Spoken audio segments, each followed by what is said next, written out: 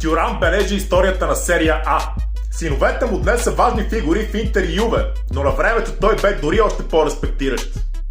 Лилиан приема офертата на амбициозния тогава Парма, като се разминава за малко с Христо Стоичков. Рамо до рамо с Фабио Канаваро заформят една от най-удивителните двойки централни защитници в Италия. Индивидуалните признания към Тюрам се трупат, а успоредно с тях и успехите на отбора, кулминирали през 99-та, когато Парма прави требъл. Купа на Италия, Суперкупа на страната, плюс Купа на УЕФА.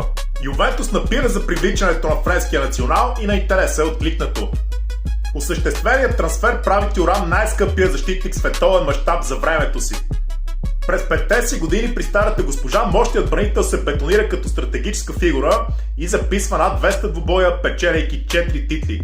Последните две от тях обаче са отнети по служебен път на туринци, след като през 2006 избухва корупционния скандал Калчополи. Освен Тюрам, за кои други футболни фамилии, бащи и синове се сещаш? Напиши в коментар!